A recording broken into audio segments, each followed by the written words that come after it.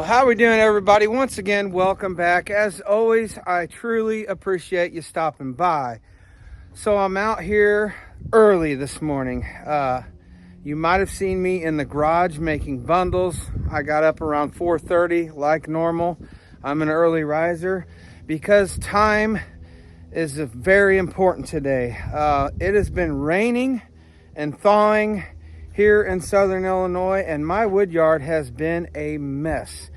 I had an order that you seen me also gathering on the truck, and I got that from my second wood yard over there, and the only way to access that right now is with the four-wheeler. It is that muddy. This permafrost in the ground is starting to sink.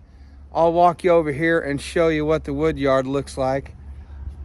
But yeah, a muddy mess. So I was in a rush this morning to try to get next door and get the wood out and in the truck. I got a customer coming to pick that up tomorrow morning before the temperature raises. It got down to 30 degrees last night, so the ground is a little bit stiff here, but I'll just kind of give you could see the ruts.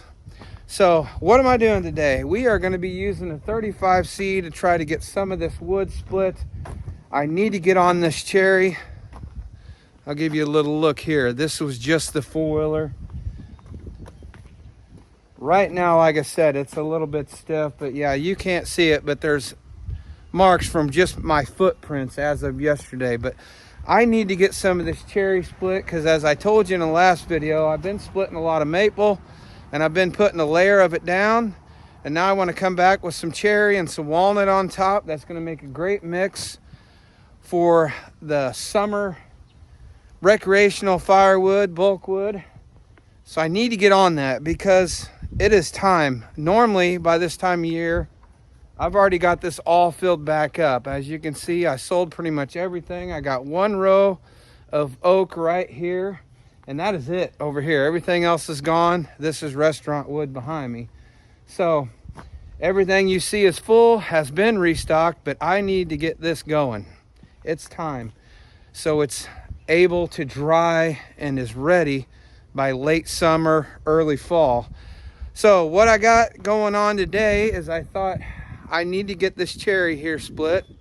I got the 35C out, and I've got the dump trailer backed up underneath it so I can stay on the gravel, because as soon as this sun comes out, it's going to get sloppy. So before I get all sloppy underneath here, while it's still a little bit chilly and overcast, I'm going to get splitting. So hope you all stick around. I'm going to split right into the dump trailer, and then when it dries out a little bit, I'll get it stacked over here, but at least this way it's split and starting to season. So let's get it done.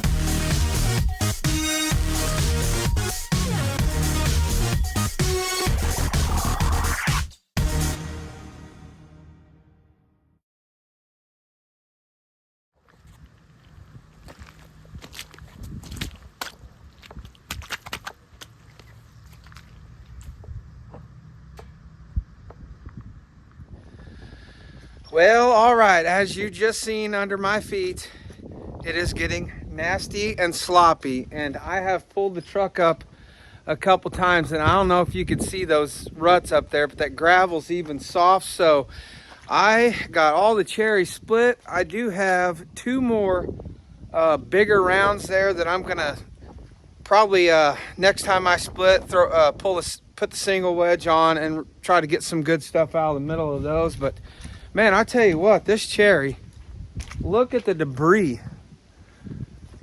It's been some pretty wiry cherry, if you haven't noticed.